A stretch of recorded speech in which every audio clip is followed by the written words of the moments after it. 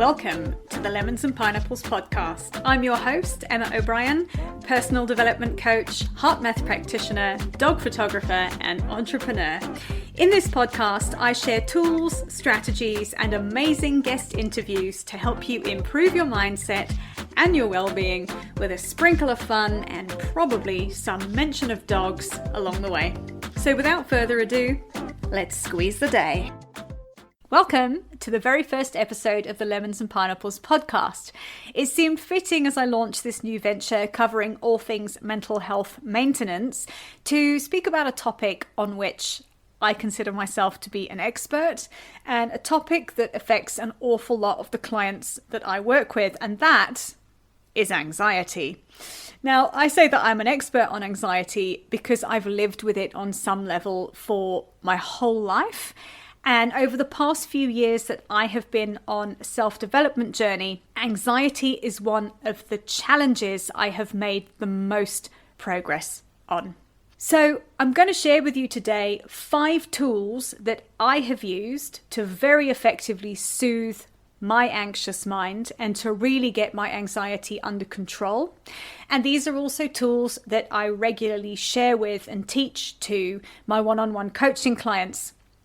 As is often the case when you have something that you deal with, often people come to you with a similar problem that you can help them with. And I have seen the positive impact that these tools have had on the clients that I've worked with in helping them to really get their thought patterns under control and reduce their stress levels. So before I jump into sharing those tools with you, I would like to introduce you to my particular brand of anxiety, which is the kind that stays quiet for the most part while I'm at home and while I'm busy with my general day-to-day things. I run 2 businesses, I have 5 dogs, I have a fiance who's an engineer, and I have quite a lot of stuff going on at home, which generally keeps me quite occupied. So there isn't often a lot of room for me to be sitting worrying about things.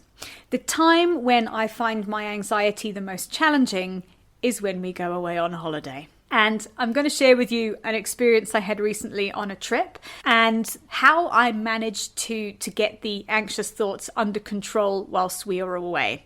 I guess the only other option really in lieu of doing the work to really start to retrain your brain and manage your anxiety is to have a frontal lobe lobotomy, which I'm not really up for that. So I am aware that when I go on holiday, I take my mental baggage with me. I use the tools that I'm sharing with you on a day-to-day basis so that when I am away, I am really able to manage my mind so it doesn't get horribly out of control. To quote Jon Kabat-Zinn, who is a mindfulness teacher, the title of one of his books, "Wherever you go, there you are," so apt when we go on holiday. We go on holiday, don't we, to get away from it all and to get a break from general life, and you find that actually you go and all the stuff that's in your head when you're at home is often louder when you're away. My holiday anxiety generally involves worrying about what's happening with the animals I have left at home. So bear in mind they're left with a house sitter, they're not left at home unattended. And if I am not careful, the anxiety about what's happening at home will keep me awake at night, and it will start to really get a hold of my thought patterns and to be really quite distracting whilst I'm away.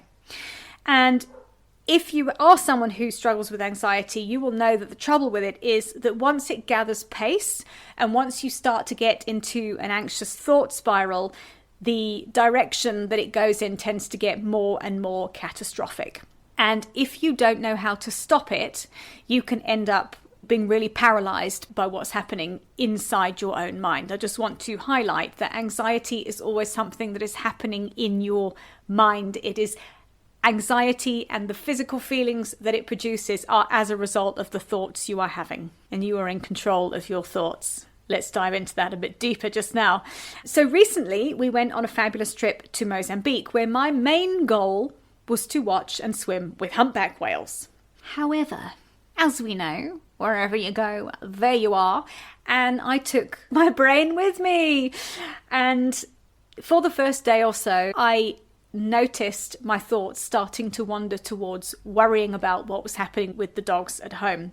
In the spirit of being a personal development coach, I started to observe the thought patterns I was having. And I thought, let's just see where these go, because it'll be great fodder for my podcast.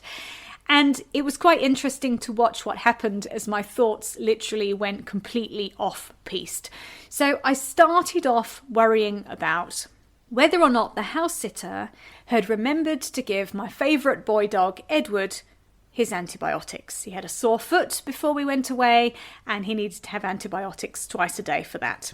And then as I tried to mindfully bring myself back to the present moment, thinking the house sitter is there, she's had her instructions, I am lying on my bed in Mozambique watching the sunrise and scanning the horizon for jumping whales. Interestingly, my anxiety breached the surface instead with the thought, what if there's a tsunami like the one in Sri Lanka back in 2004? And at this point, I had to have a little bit of a chuckle because I just thought, wow, that is quite a leap to go from has Edward had his antibiotics to what if there's a tsunami? Such is the nature of anxious thoughts, and such is the nature of catastrophizing. So thankfully, because this was just an exercise I was doing, observing my thoughts, at that point I thought, I think we've had enough of that now. So I got myself dressed and trotted off for a walk down the beach, just to get more into where I am, enjoy the sunshine, go for a walk, and be a bit more mindful about what's happening. And one thing, and actually this isn't in my 5 tools here, is when you are really in the grip of anxiety, is to move your body, is to go for a walk, is to have a bit of a change of scenery. Sometimes that can just break that anxious state for you. With that, let me jump into the 5 tools I would like to share with you today that can really help to soothe your anxiety. And these are things that I would suggest you weave into your daily routine. So the thing with managing anxiety is it is an ongoing journey to get control of what's happening in your mind in terms of managing your thoughts. It isn't just something you can do once off and it'll all be fine. It's ongoing work. It's like maintaining, think about brain maintenance like maintaining a car. Every so often your car gets serviced. You have to maintain it to keep it running. So it's the same with your brain. If you do daily maintenance work to keep it calm and to keep your thoughts under control, it will really make a difference, and it will pay dividends in the times when anxiety really likes to kick in, like when you go on holiday. Yay! So tool number 1 is a regular meditation practice. Do not underestimate the power of sitting and meditating for 10 minutes a day. Literally, you can sit quietly and focus on your breathing for 10 minutes a day, and it will change your life if you do it every day. So if you are somebody who is new to meditation, or if you've tried meditation before and you thought, God, this isn't for me, my advice for a new meditator would be start with 2 minutes. Often we think we've got to sit for half an hour off the bat and do this. You're setting yourself up to fail, because sitting for half an hour quietly is difficult for most people. Build up to it. It's like running a marathon. You wouldn't, having not exercised for a year, just put a pair of trainers on and go and try and run a marathon. You'd train with little runs that build up over time. So think of meditation as the same kind of thing. Start with 2 minutes a day, build it up to 5, build it up to 7, build it up to 10. And before you know it, like where I'm at now with my meditation practice, you'll be able to sit comfortably for 20 minutes and meditate. So there is a book called Fear, very apt with an anxiety podcast, by Thich Nhat Hanh, and he's a Buddhist monk. And there is a mantra he shares in the book, which I find so useful for my own meditation practice. And that is to meditate focusing on your breathing. And as you breathe in, say to yourself in your mind, breathing in, I am here. And as you breathe out, breathing out, I am here. And having a mantra like that, along with the breathing, gives a busy brain something to just hold on to and concentrate on as you start to train it to just focus on those phrases. And thoughts will always come up whilst you're meditating. It's pretty much impossible, I think, to have a blank, clear mind. And the trick with it is to just notice them and then bring yourself back to your mantra. I think in a world where we're constantly taught to strive for success and we have to win and this has to be right, there isn't really, meditation is not anything right or wrong about it. It is a case of just training your brain to focus calmly on one thing. Thoughts will pop in, notice them, let them go, come back to your breathing. And I can tell you that I have noticed a huge difference in how I sleep at night when I'm meditating regularly. Just meditating in the morning makes a big difference. I generally sleep far better the night I've been meditating. So it is really powerful for soothing and calming your brain.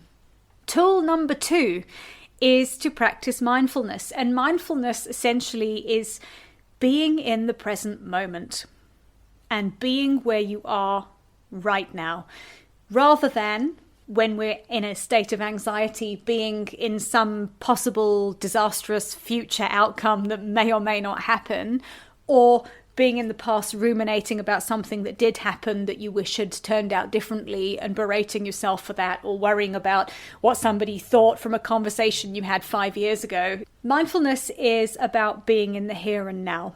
And this is one tool that is shared in cognitive behavioral therapy, which is if you are in the real grip of a moment of horrible anxiety, is to stop and just start to notice and name objects around the room. It just brings you into the present. Or you can sit and just think about what your feet feel like in the shoes you're wearing. Totally simple. It'll bring you into the present moment. And the more you practice, much like the meditation, noticing when your mind has wandered elsewhere and you've taken yourself from sitting at your desk at work to what it might be like being on the surface of the moon, and just bring yourself, I'm sitting at my desk, bring yourself back and just notice and start to do it. Again, it's mindfulness is all about just retraining yourself to be in the here and now. And generally in the here and now, everything's fine. It's a safe space to be for the most part. And just knowing that you're safe in the here and now is very soothing for an anxious brain. The third tool is to just feel into the anxiety. Powerful negative emotions like fear and anxiety and worry tend to gain more traction when you try to fight them off. Understandably, we tend to avoid difficult feelings because they generate uncomfortable physical sensations. And sometimes the best thing you can do is actually just to sit with them.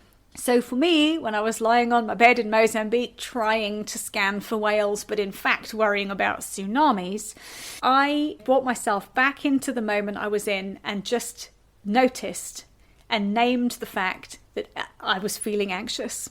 I'd said quietly to myself, I'm feeling anxious right now. That's what's going on right now. That's why I feel uncomfortable. That's why I'm worrying about Edward's foot. That's why I'm worrying about whether I'm going to be washed away in a tsunami imminently. And just to name it, I feel anxious. And just naming difficult feelings tends to take the power out of them. Depending on what scenario, and you might need to, if you're with a bunch of other people and you're feeling very anxious, you might need to just take yourself away quietly for a minute and just sit and just say, oh, it's okay, I'm feeling anxious. That's why my heart's racing. It's just anxiety. I'm just feeling anxious. And remember, with things like anxiety, it is our thinking that creates the physical sensations of it. And you can always choose a different thought. I know that's easier said than done. I'm going to talk more about that as we go on with podcast episodes. But I just want to know that you have the power to change what's happening in your mind. I was listening to a course recently run by a psychologist, and his name escapes me. I will find it and pop it in the show notes and give him credit. He was talking about if we start to see thoughts as mental events, it's much easier to separate yourself out from them a little bit.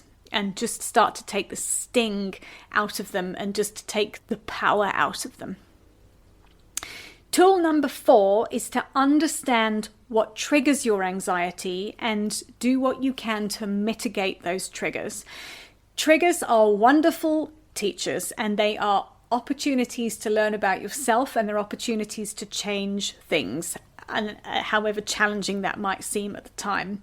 I unfortunately have good reason to feel anxious about my dogs when I'm away, because we went on a holiday in December last year and the house sitter accidentally overdosed 2 of our dogs with pain meds and nearly killed them. So going away on this trip was a bit of a worry for me. However, given that we had a bit of a disaster last time, I was very careful about sourcing a different house sitter this time. I was very careful about instructing and labeling the pain medication. And I made sure we had fail-safes in place, that if she wasn't sure about something, she was instructed to check first. There are friends who live around the corner from us who have a set of keys for the house. She had their telephone numbers. I had my vet on standby. My vet, I'm good friends with my vet, so she knew we were away. So I had as many fail-safes in place as possible should something happen at home with the animals. And just knowing that I had those fail-safes in place helped to calm my worry about what might happen when we were at home. So if you can understand what triggers your anxiety, and if you are able to reduce it by putting plans in place, do that. It's really important to understand what triggers your anxiety. And then when you know what that is, you can start to do something about it. And point number 5, strategy number 5 here for soothing your anxiety is learning to calm your physical anxiety stress response.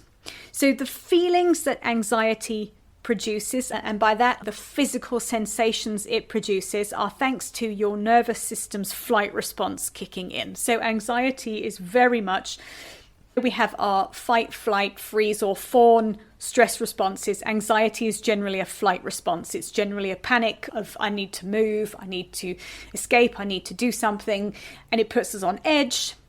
You might experience physical sensations like a tight chest, shallow rapid breathing, being really hypervigilant, being very emotionally reactive, and being unable to focus on anything other than the panic you're feeling.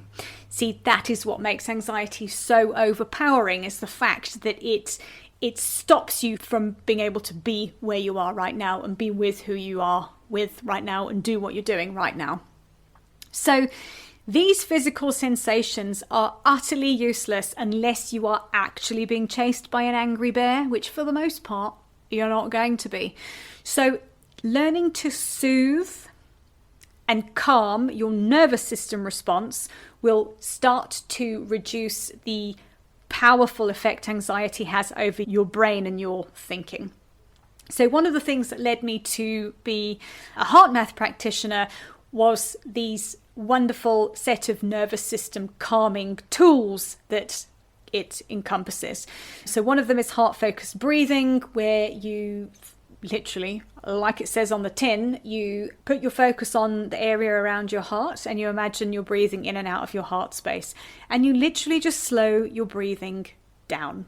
It's amazing how powerful breathing is. We take it for granted because we do it all the time, but the way we breathe has a huge impact on our stress response system. So just learning to slow down and breathe better will help to calm your stress response. And when you calm that physical stress response, you have more access to being able to think clearly. When a little bit of neuroscience here with what happens when you feel anxious is your anxiety effectively is an amygdala takeover, and your amygdala is your very reptilian brain. It's the part of your brain that's looking out for lions, tigers and bears, and it sets off an alarm system going, hello, we're in danger, and it quite literally takes your logical prefrontal cortex brain offline, which is why when you are very stressed and anxious, often people will say, I just couldn't think straight, I couldn't make a decision. with good reason, because your decision-making faculties have just been completely disabled by your internal panic system. So the more you can calm that internal panic system, the more access you have to your faculties and the better able you are to override that panic. So learning to calm that physical stress response is really important. And these tools all go hand in hand with each other. When you're able to meditate, you're able to have more access to your logical part of your brain. When the logical part is more in charge, you're able to actually override the panic that comes from a real flight response, which comes up with anxiety. I just want to add here with the value of practicing these tools I have shared with you on a daily basis. So when we have these tools in place and we are practicing them when we are not stressed, it's much easier to have access to them when we are feeling stressed.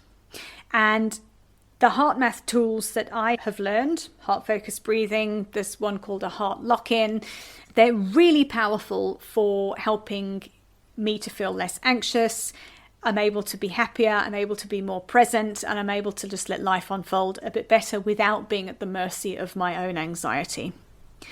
So I'm going to recap the 5 tools I shared with you for really helping to soothe anxiety. And the first one was having a regular meditation practice. The second one was to practice mindfulness. The third one was to actually just lean in and feel the feelings. The fourth one was to understand your anxiety triggers. And the fifth one was to learn to calm your anxiety, your physical anxiety stress response in your body. And combining these and taking the time each day just to really check in with where you are, pay attention and be present will pay dividends with helping you to manage anxiety. But it is a journey. These are tools, as I said, it's like training yourself for a marathon. You've got to do a little bit each day, and over time you will see the results of the work you've put in.